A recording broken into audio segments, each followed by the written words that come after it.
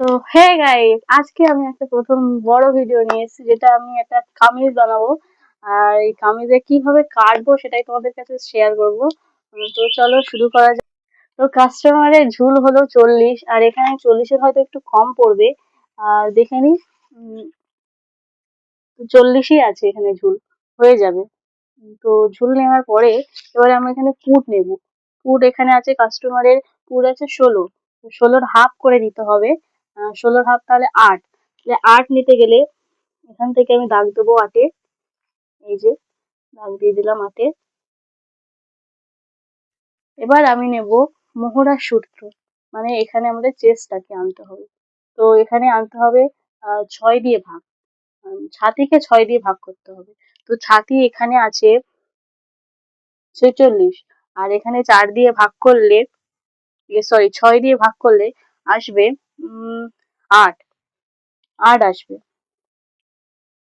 তো এখানে আমি 8-এ দাগ দিয়ে দিচ্ছি। তো এখানে 6 দিয়ে ভাগ করলে 7 ইঞ্চি 4 সুদ আসছে, তো আমি সেই কারণে একটুখানি বেশি ধরে 8 ইঞ্চি ধরে নিয়েছি। তো 8 ইঞ্চি আমি এখানে দাগ দিয়ে নিলাম।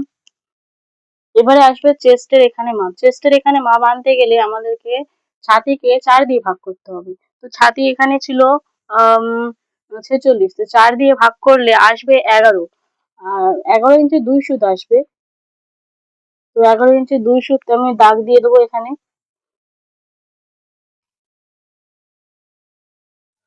11 ইঞ্চি 2 সুদ। তো আমাদের ছাতির মাপ চলে এসছে। এবার আমাকে আনতে হবে শেস্ত ঝুল। শেস্ত ঝুল এখানে রয়েছে কাস্টমারের 16। তো শেস্ত ঝুলে আমি দাগ দিয়ে দেবো। 16ই আমি দাগ দিয়ে দেবো।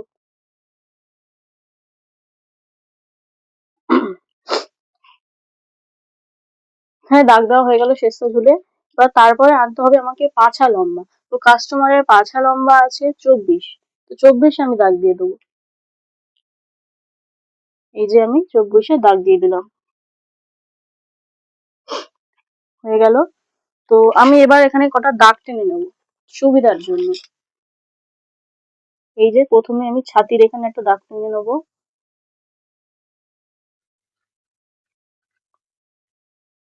শেস্ত ঝুলের মোহরার কাছে একটা দাগ দিয়ে দেবো। পাছা লম্বার এই ঘেরের এখানে একটা দাগ দিয়ে দেবো।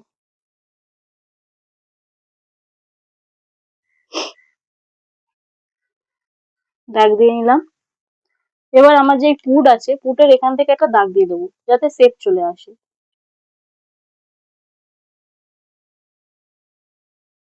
দাগ দেওয়া হয়ে গেল। এবার আমাকে আনতে হবে মোহরা। ঠিক আছে। তো মোহরা এখানে রয়েছে 24। তো 24, তার আগে আমি এখানে এই যে এখানে দাগ রয়েছে, এর থেকে আমি এখান থেকে এই যে কোনা আছে, এই কোনার এখান থেকে 1 ইঞ্চি বা 1.5 ইঞ্চি আমি দাগ দিয়ে দেবো কোনাকুনি। এখানে একটু দেখিয়ে দাও সবাইকে জুম করে। এই যে আমি কোনাকুনি দাগ দিয়ে দিলাম। এবারে এই যে পুটের এখান থেকে এই মানে এই যে মোহরার বগলের এখানে যে গোল মতো সেপ আছে, ওই সেপটা আনার জন্য এই যে দাগ টানা হয়ে গেল। এবার এখান থেকে আমি এটা দাগ দিয়ে দেবো।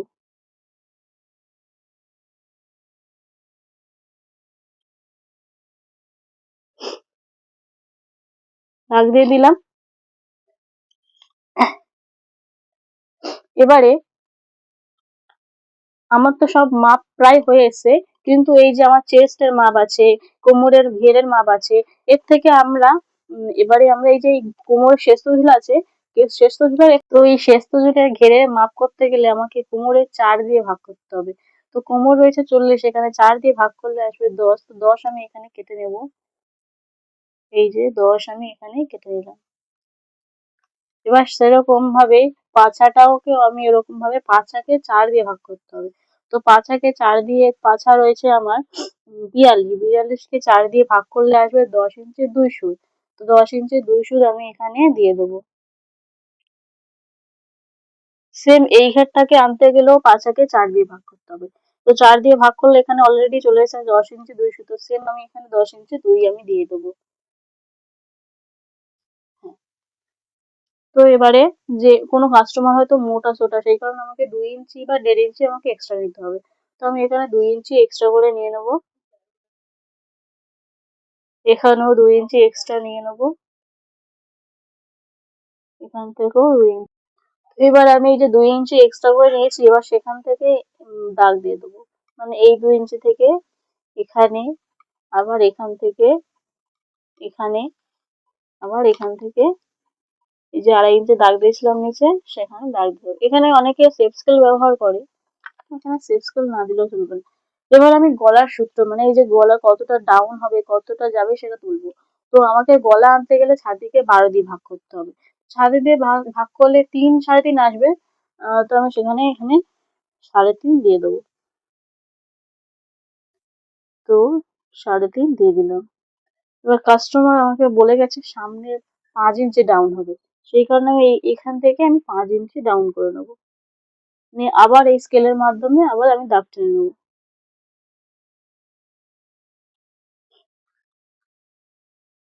এই যে দাগ টানলাম।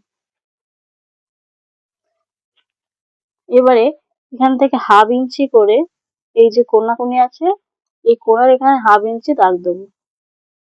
1/2 ইঞ্চি দাগ দিলে এখানে শেপ, কেউ গোলা যদি গোল করতে চায় তো গোল গলা তাহলে সেম হয়ে যাবে এখানে গোল গলা, কিন্তু এখানে কাস্টমার চেয়েছে ভি, মানে এখান থেকে গোলে আসবে, এখানে এসে ভি মতো হবে। তো সেই কারণে আমি এখানে এত দূর এসে এই দেবো, এরকম ভাবে। তো চলে এসছে, এবার আমি কেটে নেবো। তো তার আগে এখানে কাঁধ ডাউন করতে হবে 1/2 ইঞ্চি। তো 1/2 ইঞ্চি দাগ দিয়ে আমি কাঁধ ডাউন করে নেবো, কারণ আমাদের এখানে কাঁধটা সোজা হয় না, একটু ডাউন হয়, তাই আমি এখানে একটু ডাউন করে নেবো।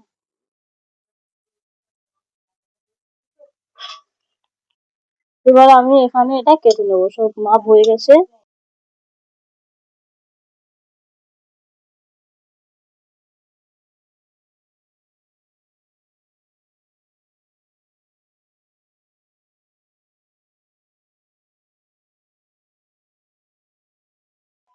একটা হয়ে গেছে। এবার এই যে ডাউনটা ছিল, এই যে ডাউনটা 1/2 ইঞ্চি ডাউন, এটাও কেটে নেব।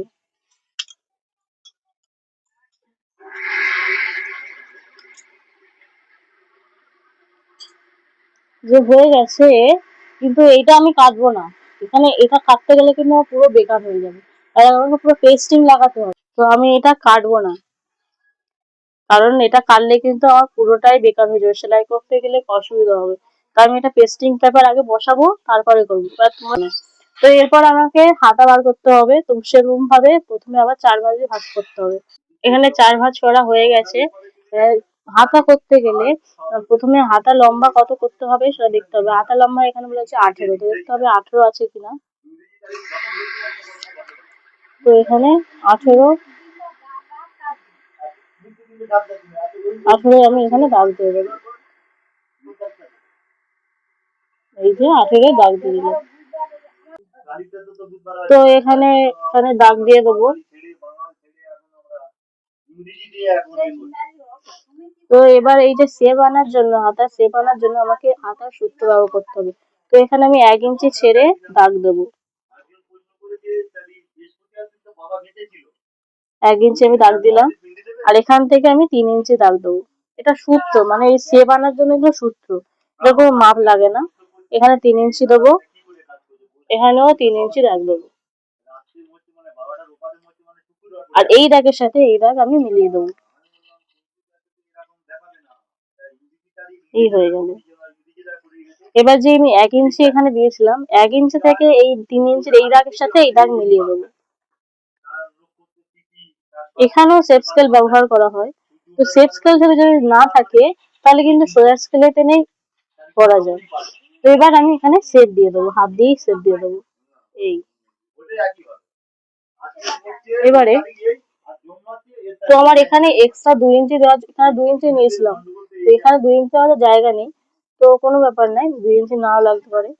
তো এবার মুহুরি রয়েছে 12, তো 12 কে হাফ করতে হবে, মানে 6, এই 6 দাগ দিয়ে দেবো, আর এই দাগের সাথে মিলিয়ে দেবো।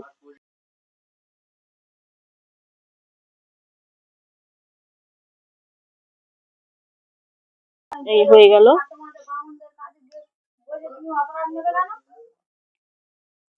এবার আমি এটাকেও কেটে নেবো।